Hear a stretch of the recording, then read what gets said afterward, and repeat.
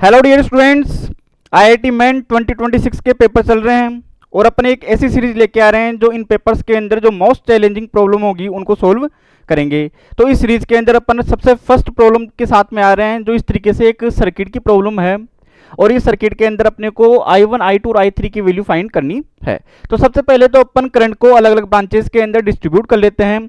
तो यहाँ से अपन देख सकते हैं कि यहाँ से करंट आ रहा है, यहाँ से I2 और इस वाली बैटरी के अंदर 5 वोल्ट वाली में कितना चला गया I1।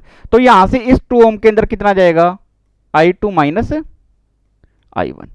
अब यहाँ से देख सकते हैं 1 ओम के अंदर कितना जा रहा है इधर I3, तो इस वाली ब्रांच के अंदर कितना जाएगा I2 माइनस के I1 माइनस का कितना हो जाएगा ये I3।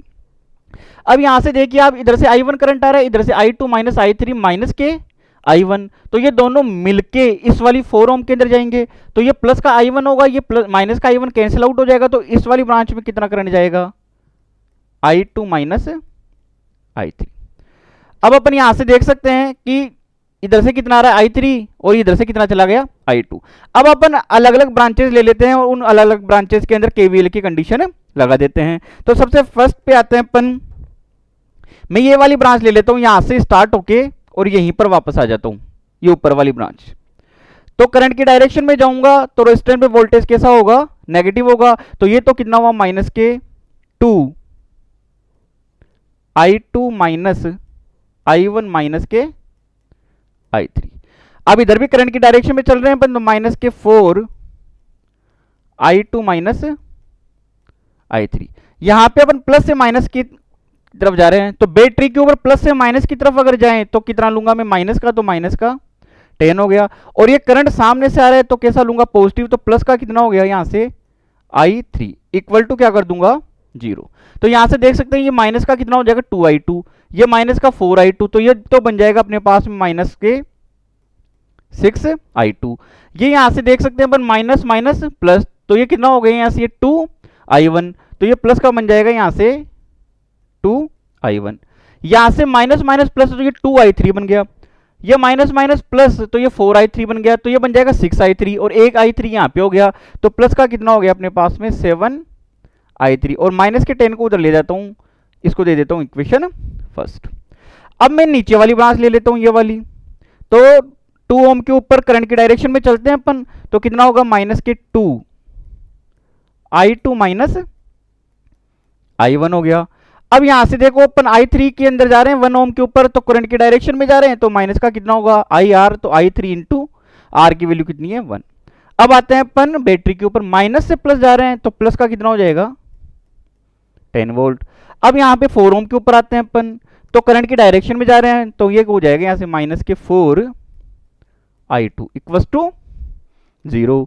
तो यहाँ से माइनस के 2I2 हो गया, ये माइनस के 4I2, तो ये माइनस का 6I2 बन जाएगा, ये माइनस माइनस प्लस, तो ये कितना हो जाएगा प्लस के 2I1, ये बन जाएगा माइनस के I3 इक्वल टू कितना हो जाएगा ये माइनस का 10।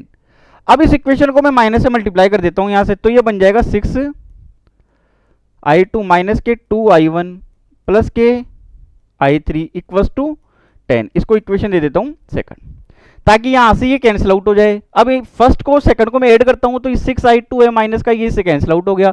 माइनस के 2I1 है, ये प्लस के 2 और ये माइनस को, ये दोनों कैंसिल आउट हो गए। तो 7I3 और I3 कितना हुआ अपने पास में 8I3 इक्वल टू कितना हुआ 10 और 10 20। तो I3 की वैल्यू तो अपने पास में कितनी निकल के आ जाएगी यहां से 20/8, तो ये निकल के आएगा 4/5 एम्पियर। तो I3 अपने पास में कितना निकल के आ गया 5/2 एम्पियर, जबकि इसमें I3 कितना गिवन है, या तो 5/8 है या फिर 5/4, यानी I3 की वैल्यू इसके अंदर नहीं है। अब अपन आते हैं यहां से I3 की वैल्यू अपन ने पुटअप कर ली।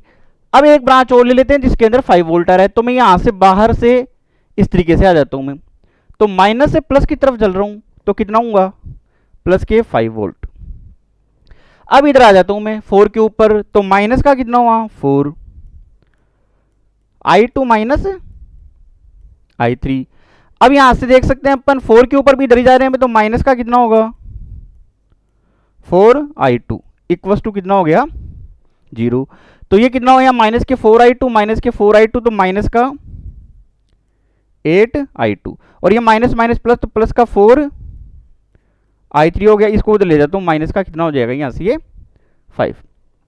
अब अपन इसकी वैल्यू पुटअप कर सकते हैं यहाँ से, तो माइनस के 8 I2, I3 कितना है 5/2, यहाँ पे 5/2 रखूंगा, 2 इससे 2 टाइम्स कैंसिल आउट हो जाएगा तो 10 बन जाएगा, तो ये 10 उधर जाएगा तो कितना हो जाएगा माइनस के 15 हो जाएगा। तो I2 की वैल्यू कितनी निकल के आएगी अपने पास में 15/8 एम्पियर। तो ये अपने को ऑप्शन के अंदर मिल रहा है, तो ये कितना होगा यहाँ से ये I2 सेकंड ऑप्शन हो गया। अब अपन आते हैं कि इसके अंदर I1 की वैल्यू भी गिवन है, तो अपन देखते हैं कि I1 भी निकाल के देख लेते हैं। तो किसी भी इक्वेशन के अंदर पुटअप कर लेते हैं अपन, इस इक्वेशन में रख लेता हूं मैं, कितना है 6I2 माइनस के 2I1 प्लस के I3 इक्वस टू 10। तो I2 की वैल्यू कितनी है 15/8, तो ये तो हो जाएगा 15/8 माइनस के 2I1 हो गया। I3 की वैल्यू अपन ने निकाली, वो कितनी है 5/2 इक्वस टू कितना हुआ अपने पास में ये 10। ये इससे 3 टाइम्स, ये इससे 4 टाइम्स कैंसिल आउट हो गया, तो ये बन जाएगा 45/4। ये कितना 5/2, ऊपर नीचे में 2 से मल्टीप्लाई कर लेता हूं, तो ये बन जाएगा 10/4। और यहां से ये बनेगा अपने पास में 2I1, इसको उधर ले जाता हूं, माइनस के 10 को इधर ले आता हूं मैं, तो ये बन जाएगा 2I1 बच जाएगा, यहां से माइनस का उधर जाएगा प्लस, ये 55/4 हो जाएगा।